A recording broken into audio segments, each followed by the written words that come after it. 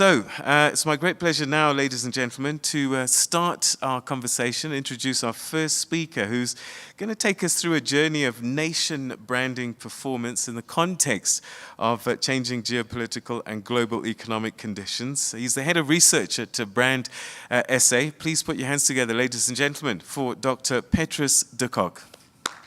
Friends, I think the topic that struck me at the beginning is transforming our world. Now, I think sometimes we talk a lot about visions and a whole host of things, but to transform our world, we need imagination. And I think when we look at the history of South Africa and where we are as a people, and sometimes even as individuals, I think there's a lot more that goes for us than what goes against us. However, I'm going to start off with a short little story just to wake us up. This is a bit like a public service announcement. You know, the crash test dummies, keep your limbs inside the vehicle at all times, otherwise you may lose it, but here's the start of my little story. There's an alien whose spaceship crash lands on the moon, and he's got no way of moving any further, so he surfs the deep space interweb, and he finds that he's looking at planet Earth. But now, I don't have animation in here, so I'll preface my next slide. So, as he surfs this, the one thing we must remember, north and south, we got to understand it as north is up and south is down.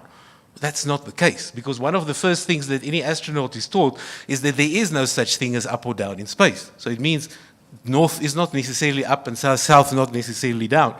So he finds, whoa, I'm looking at planet Earth and I'm looking at the country South Africa, which is at the top of the world, because south might as well be up. Now, this side up is like one of those signs when we try to think as Brand South Africa about the country, we want to ask ourselves the question constantly, how do we put South Africa first? How do we understand our own context in such a way that we as an organization can extract the best this nation has to offer when we package, market, position the nation brand as a space of open and friendly people, as a space that's open for investment, as an environment that's conducive to human development. So, this brings me to some of my key points I'll be addressing just in this few minutes that I have at my disposal. I know we're running a bit late, so please chase me off if I'm taking too much time. So the first point is on the creation and the realization of a vision for a society like ours. Now, as our MC, and I will step away from the term MC now also, that we've been educated about certain associations with it. The creation of a vision, I'm just going to mention a few quick examples of some of the things we are doing as an organization at this point in time.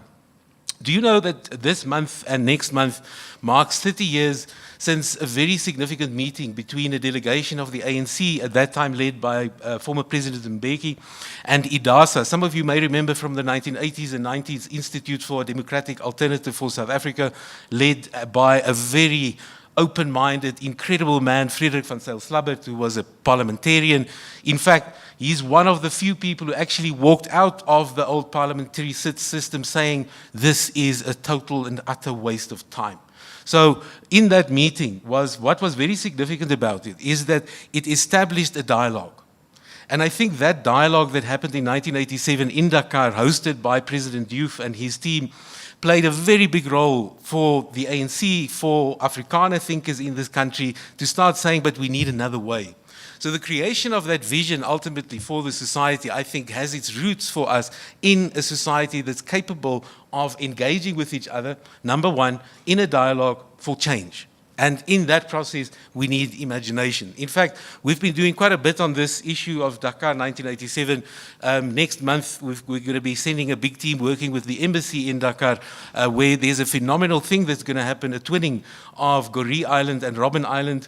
We're going to do a commemoration of the 1987 dialogue. So it's just for us to understand our own history. And I think the creation of a vision, we really need to excavate more of where we come from, to educate ourselves. The second point on global economic and geopolitical conditions. I didn't develop a lot of slides on that, but in our organization, we do quite a lot of, especially in the research unit, is extensive environment analysis for our strategy development, for our programs and so forth. And I'm just going to flag a few issues I think that we need to be mindful of as we engage with our challenges and our opportunities as a society. If you look in the European context, post the global financial crisis, we have not cleared at all the global challenges that we face at a structural, systemic level in the global economy. I think if you look at the discourses that's been practiced in the BRICS in the last few summits, if you look at the positioning around the question of the structures of global finance, the structures of global economic political power, the South African, BRICS, Russia, India, China collaboration around those themes will probably increasingly become important as we, as developing societies, have to engage with the global opportunities, but also the global constraints that we face. Because I think sometimes when we debate South African issues, we tend to look at it just in our own backyard. It's as if we think we have the biggest challenges in the world and that nothing outside of ourselves have an impact on us. And I think that's something we need to face. Now, if you look at concrete situations on planet Earth at this point in time, if our alien is studying with South Africa at the top of the world, if you go to the regions such as the Middle East, you go from Libya to Syria to Yemen, Qatar, for example, recently a lot of tension emerging. Now, that's not just global news headlines. Those are fundamental shifts in power balances in regions and also speaking to a whole host of global conditions. Now, as a nation brand organization that works with our embassies, that works with a host of South Africans, we have, for example, a global South African program where we work with South Africans based in other markets to find ways of constantly positioning, spreading the message of this society that we have. We do find that it has an impact on us because we do need to understand what's happening in those environments. Now, if you look at the global economic outlook, it's increasingly evident that the pattern of growth in the world economy will increasingly in the next decade or two be defined by a very specific basin, one could say, which stretches from the east coast seaboard of the African continent into East Asia.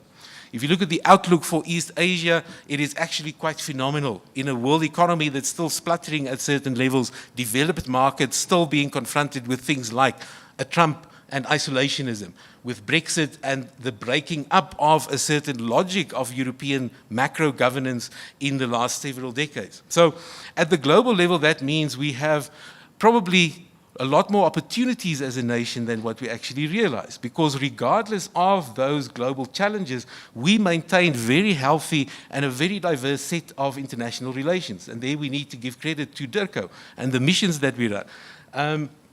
Also, other issues that we see emerging constantly is like a North Korea.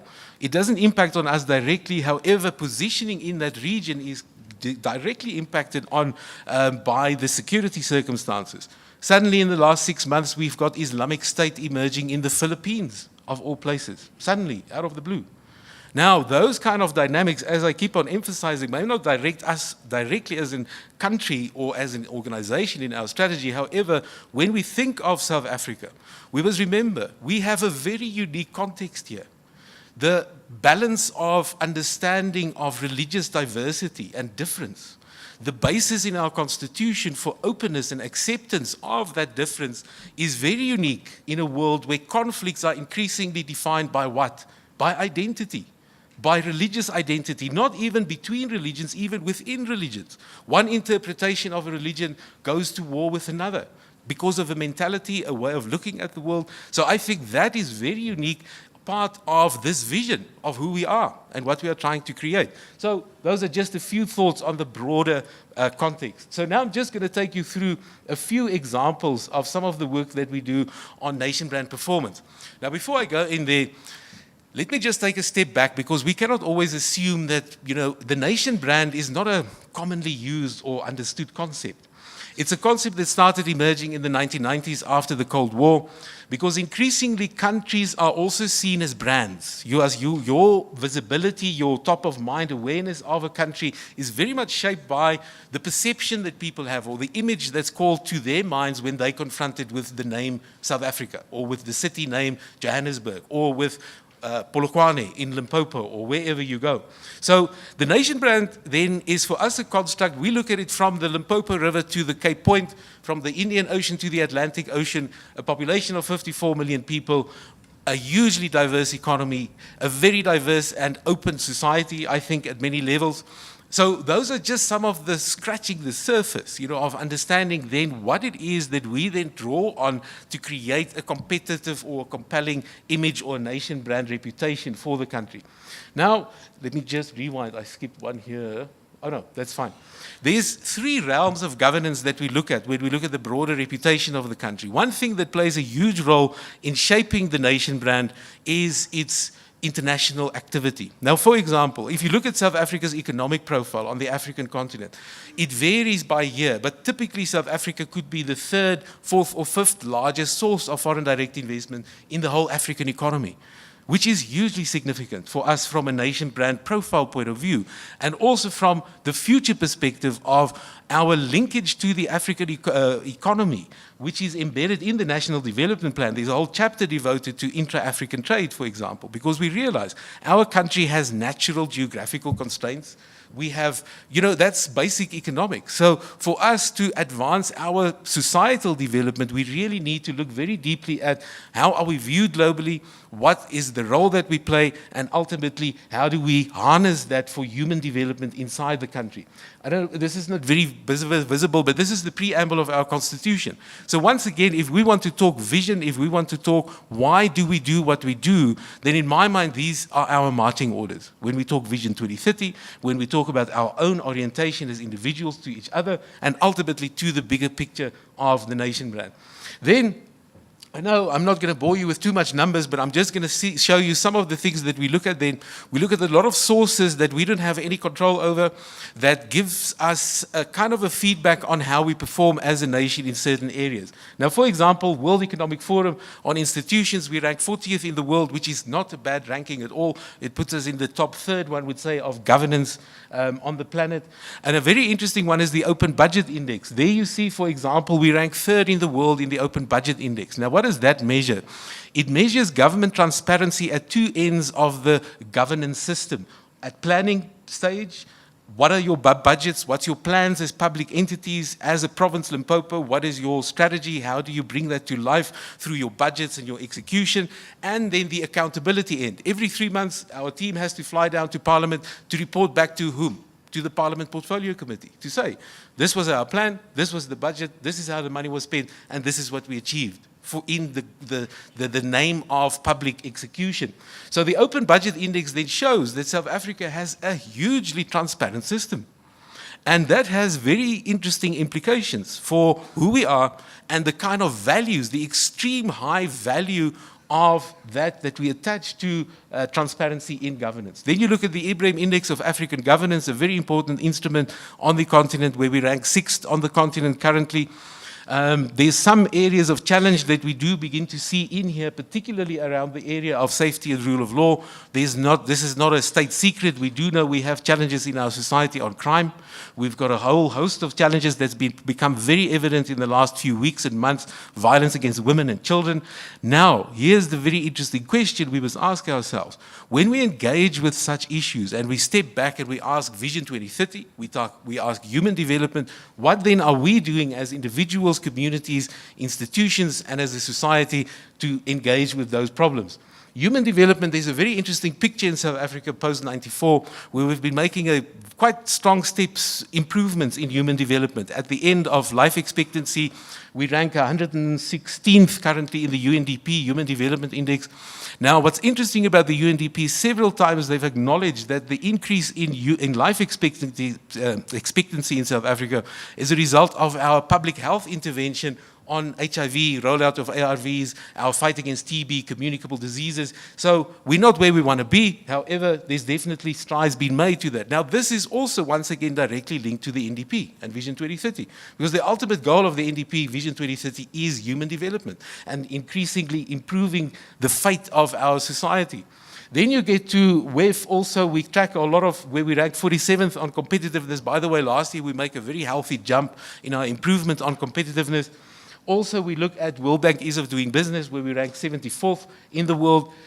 A very interesting area there talking business is that we rank 22nd in the world in terms of protection of investors. So from a profiling of the country point of view, that's a very important indicator to utilize. Then we start doing other things, just breaking some of the numbers up just to profile this. If you look at quality of rail transport, we rank 29th in the world for quality of roads. We rank 37th in the world for quality of port infrastructure, which is a very important profile for us. Air transport infrastructure, OR Tambo is just around the corner there. We rank 10th in the world for quality of air transport infrastructure. Now, colleagues, friends, fellow South Africans, that is significant. Because if you go further, the profile of South Africa as an attractor of investment is consistently we attract the bulk of FDI that comes to the African continent. In fact, last year, there is a number on there somewhere. I think we attracted something like 26% of all the investment that came to the African continent. Now, what's also interesting and important then about South Africa, you can see last year we ranked, I think, fifth as the fifth largest source of investment in the African economy. I'm just going to tell you a short little story. I think it was last year sometime I addressed a group of CEOs from Denmark. I think it was about 12 CEOs.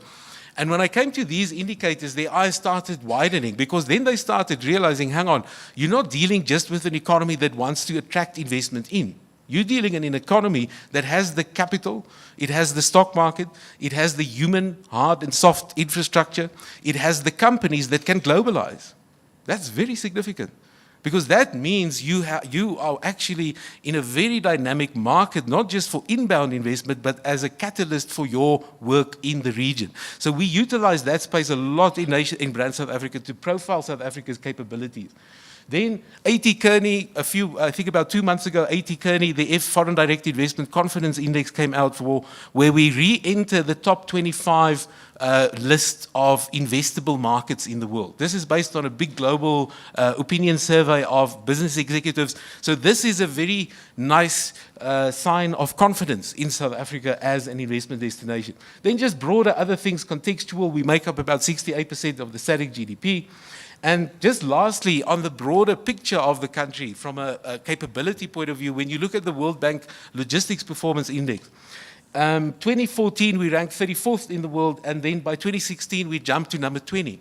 Now they measure quite a lot of hard factors in here, like number of days for processes and so forth. But now, let me just do this. If you connect the picture of our infrastructure, of our FDI profile, of our logistics performance, immediately you start seeing a very compelling picture emerge of a country at the cusp, I think, not only of the continent, but as a hub of excellence, whether you're in the financial sector, in infrastructure, in ports, in air transport, logistics. There's a whole host of benefits that comes from this. Now, another instrument that we follow, just from a reputation point of view, the Nation Brand Index, it's a study of 50 countries in terms of a global opinion survey of their reputation, where in 2014 we ranked 37th.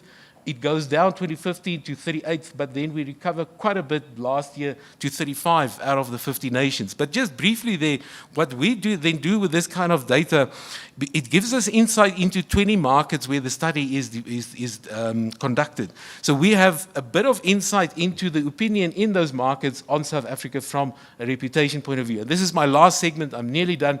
We also do quite a big international investor perception research project. It goes into 16 markets. And it also delivers a very interesting insight for us on how business audiences in those markets view South Africa from an investment point of view, from a concern point of view, from a potential point of view. How do they compare us with other markets? I won't bore you with all these details, but colleagues, please, we share this very extensively with DIRCO, DTI, private companies. We are more than happy to share these insights with you. If you have an engagement in a Kenya or in a Britain or in a China, we're more than happy to share our analysis with you, because it does give us a bit of a picture on what can we anticipate when we engage in those markets. Now, just a broad overview, very contrary to popular belief, as they say, the African environment from a reputation score point of view is like head and shoulders above any other region in terms of how we are viewed. So there's a reputation score of about 60 out of 100 in the African market. In the Americas, which we looked at, Brazil and the United States, 38. Asia, you can see much lower, 19, and then Europe at 28. Now, the point on Asia, now we've been engaging a lot with these issues. As you can see, the African markets, Kenya is the lowest from a reputation score point of view. As you might know, the Kenyans are highly competitive, highly educated, a very dynamic market, and a huge player in the East African region. So when we manage our engagements on the continent, we also have another project that looks in much more detail at how do we need to engage in market entry strategy development, brand reputation management. Because remember, when you go into a Zambia, Angola, or a Singapore, for that matter, as a private company, as a state-owned enterprise, or even as an individual, whether you want to or not, you're carrying the flag. And people over a dinner or a business lunch will ask you questions about South Africa. So we must always be mindful, that our conduct, our behavior as individuals impact on this bigger picture. So America's USA about 28 or 3, I can't really see the number there. And then as you can see in the Asian context, a bit of a different picture. Very healthy in Russia, India. I think that's also because of our BRICS membership. But when you go to Singapore, Japan, and even China, a much lower, one would say, a reputation score. Now, there's a lot of factors that play into that. Cultural difference, geographical distance, a whole host of things. But anyway, this is part of our challenge. So I'm not going to go further on the slides. I will start concluding. I don't want to take too much time. Maybe just lastly, a last example of how we engage, I think, as an organization with the bigger issues around Vision 2030, NDP, human development, and so forth. We've been doing a lot of work behind the scenes on our domestic research. I'm not showing this here today because it's just for lack of time. But we are looking very deeply into how do we measure certain things in South Africa, such as social cohesion, such as pride, such as commitment, such as how do we motivate South Africans to buy into this so-called very abstract product called South Africa. Now, please, I don't want to be a reductionist and say the country is just a brand. But remember, let me put it this way. As we speak, the nation brand is being produced everywhere where we are not. In the factories, in the schools, in the universities, in the science labs. That's where the country is happening. So can we harness our individual talents, our organizational strengths to deliver on this bigger picture, which is Vision 2030? And I thank you very much. Vision 2030, the National Development Plan. It's our future. Let's go for it, man.